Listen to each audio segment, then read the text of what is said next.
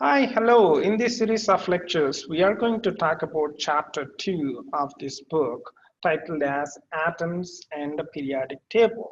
Let me just show you what are the contents that we are going to discuss in this chapter, and I will finish this part of this lecture just by discussing about atoms first topic.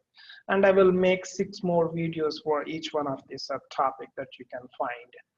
So here, what we discuss in this chapter is we introduce what our atoms are in our first topic. Then in our second topic, we go in detail about the subatomic particles and how we come up with the atomic structure. So we kind of discuss the history behind identifying the subatomic particles of the atom. Then in topic 2.3, we will discuss about what is an atomic number, mass number, and isotopes. And we take that topic and we introduce ourselves with what is stable nucleuses and how to identify the trends in stability of the nucleus. Then in topic 2.5, we identify the techniques to calculate the average atomic mass. And in topic 2.6, we identify the trends in periodic table, because by that time we already know what is an atom is, what subatomic particles it contains. So we are ready to talk periodic table trends in topic 2.6. And in topic 2.7, we are going to talk about the mole and the molar mass. It is an extension of topic 2.5 that we will discuss. All right, so let me just introduce you to the first topic in this chapter, atoms first. So let me just remind you why I chose this book. So this book is called Atoms First. Let me just confirm, actual title.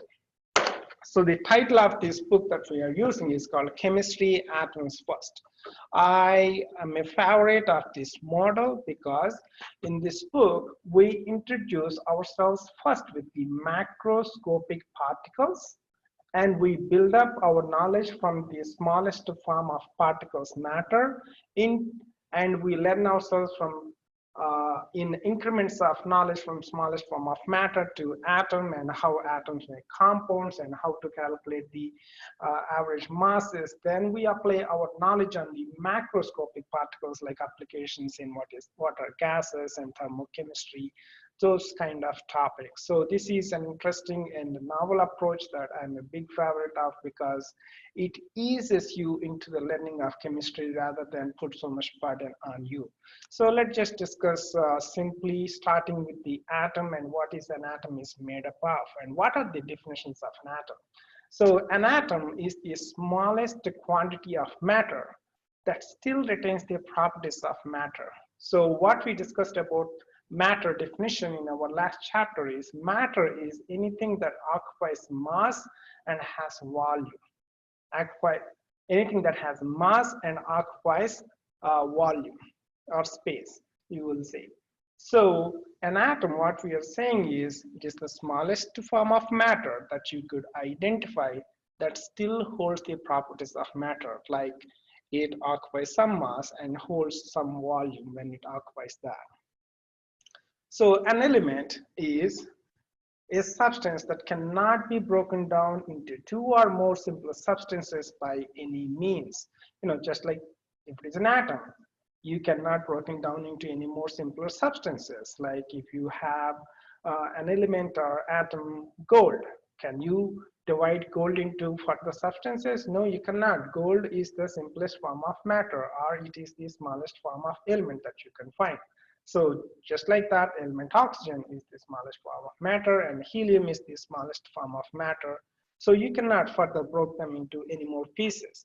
So just to help your imagination of what I mean by broken down, because it cannot be called as matter anymore, is if it is hard to think the example, let's just discuss this general example. Let's say you have a bunch of DVDs with you. So those bunch of DVDs, let's say call them as elements you have. You can further separate into different DVDs. Excuse me, but at one stage you will left with only one DVD. So in that particular stage, you can only, let me make sure I'm recording. Yes. So let's say after dividing the DVD set into smaller and smaller and smaller groups, you only left with one DVD. So this, you can call it as an element. So you cannot further divide this DVD into a couple pieces and still use it to play music or watch a movie. Because once you break it, it is not DVD anymore. It doesn't retain the properties of DVD is supposed to do, like play music or play a video or a movie. So there is only smallest form of matter that we call and identify that as a matter. So that's where we stop. In terms of chemical explanation, like if you have, let's say, sample of gold, you can separate an atom hypothetically. You can separate that sample into smaller and smaller and smaller form of matter, smaller sample of gold, but you still have to left with the last gold element or atom. But you cannot break it further because it is not a matter, because it doesn't retain the properties of matter. So you still have to leave with the last form of matter is an element or an atom. So now that we know that the smallest form of matter is called atom, our goal in this chapter is to identify what atom is made up of that cannot be broken down into further particles, and if it does, it is not called as an atom. So atom is composed of few particles that we are going to discuss what they were and how we identify them in our next part of lecture. So we are in 21st century now, but the study on chemistry is been happening for centuries, and we only made a meaningful big breakthrough in just the 20th century or the late 19th century towards identifying letting ourselves know what is actually an atom is made up of. So before that, we have many theories that were, some of them are right, some of them are not right. Like in year 350 or so, Aristotle, yeah, I think Aristotle commented that all matter in nature is only just made up of four main forms of matter, like he called fire, earth, water, and air are only four different forms of matter that exist in nature. Again, we are talking about 3rd century, and we are currently in 20th century. We know a lot more now than people that know in 3rd century. That's why I often feel so much gratitude for living in the current era, because we know so much now that our ancestors doesn't know. So we are grateful to live in this time, because so far now, because of the contributions of our past generation, we don't really have so much unknown in this nature anymore to us, because it is already been identified.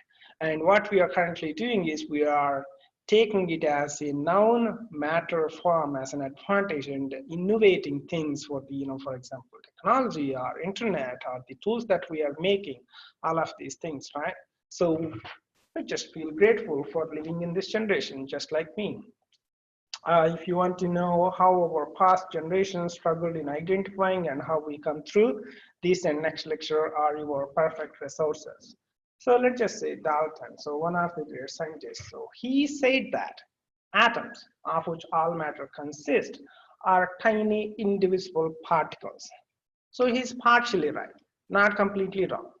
Atoms are not divisible anymore. Well, technically they can be divisible, but they wouldn't call the matter anymore. So he's right that it is not going to be called as a matter, but he's not right in saying that they were not indivisible. So atoms are, in fact, they were divisible. You can further divide atom into subatomic particles, because it is made up of different subatomic particles, but those are not called as matter anymore. That's why Dalton is slightly wrong. And considering where he is from, what generation he is from, his prediction is a lot better than his ancestors, right? So now, what we do here in this chapter is basically observe and learn how the previous generation come up to the conclusions of these atoms and their subatomic particle structures, and learn the findings and use them to apply it on our rest of the semester.